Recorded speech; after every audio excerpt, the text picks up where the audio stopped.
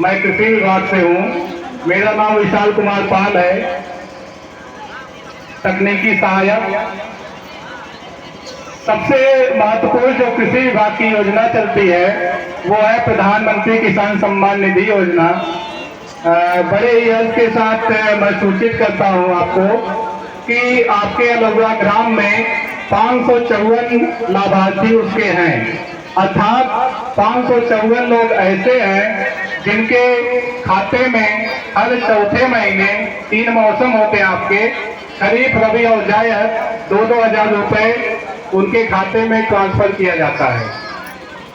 इस योजना के बारे में मैं आपको थोड़ी सी जानकारी दे दूं कि मान लीजिए 554 लोग तो पा रहे हैं, लेकिन कोई यदि छूट गया हो तो वो अपना ऑनलाइन रजिस्ट्रेशन करवा ले। रजिस्ट्रेशन करवाने के लिए जो प्रपत्र लगेंगे वो मैं बता दे रहा हूँ। आधार कार्ड, बैंक पासबुक, खतौनी, राशन कार्ड, पिताजी का मृतक प्रमाण पत्र, अगर पति मृतक हुए हैं तो उनका मृतक प्रमाण पत्र और उनका आधार कार्ड। और ध्यान दीजिएगा कि आधार कार्ड से आपका मोबाइल नंबर लिंक होना चाहिए, क्योंकि उस पर OTP जाती है, तभी आपका रजिस्ट्रेशन सफलतापूर्वक हो पाएगा।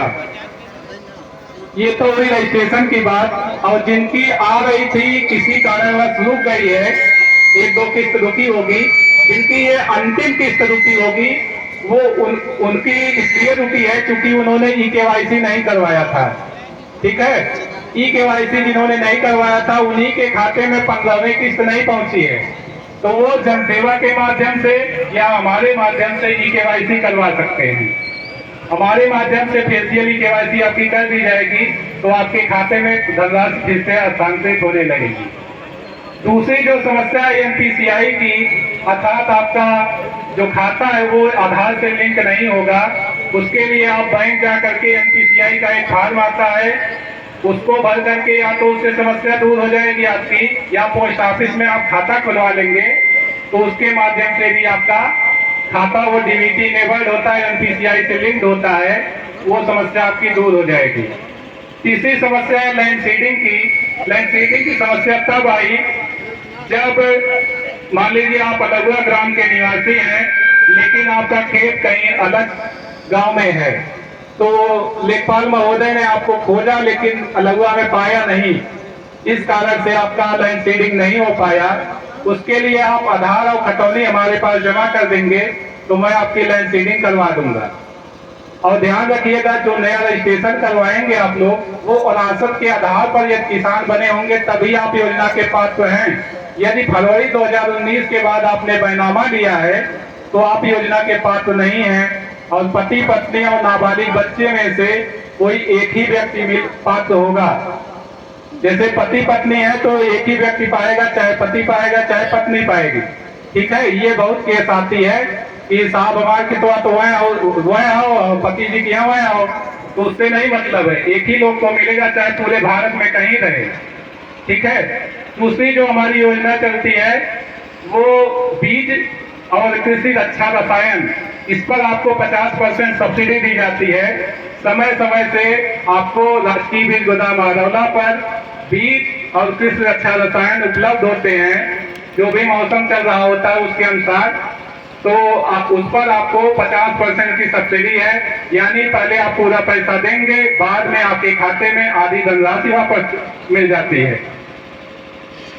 और एक जो जैविक उत्पाद होते हैं, जैसे आपका जिप्सम हो गया, कोई आपका कल्चर हो गया, उस पर 75% की आपको सब्सिडी दी जाती है।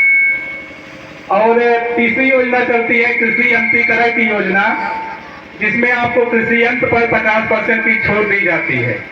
इस समय स्प्रेयर और चारा काटने की मशीन पर आपका लक्ष्य बचा हुआ है, वो आप चाहे तो हमसे ऑनलाइन करवा सकते हैं। इसके बाद खरीद के आप बिल अपलोड करवाएंगे तो 50% की धनराशि आपके खाते में वापस कर दी जाएगी ना।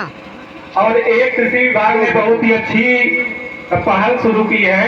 एक नंबर आप लोग नोट कर लीजिए, जैसे आपके खेत में कोई भी बीमारी या कीट लगता है तो उसका फोटो आप, एक व्हाट्सएप नंबर है उस पर भेज देंगे, उसके माध्यम से उस पर भेजेंगे तो वहां से कृषि वैज्ञानिक लोग देखेंगे और आपको डायग्नोज करके जो भी संबंधित उपचार होगा, जो भी संबंधित दवा होगी, वो आपके व्हाट्सएप पर भेज देंगे।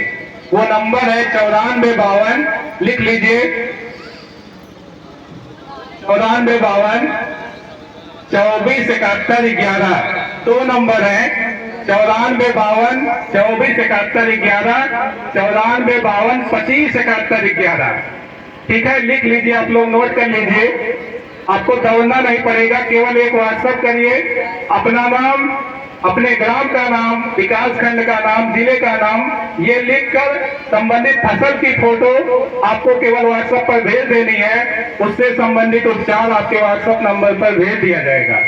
नंबर एक बार दोबारा नोट करें, 9452 247111। दूसरा नंबर है 9452 257111।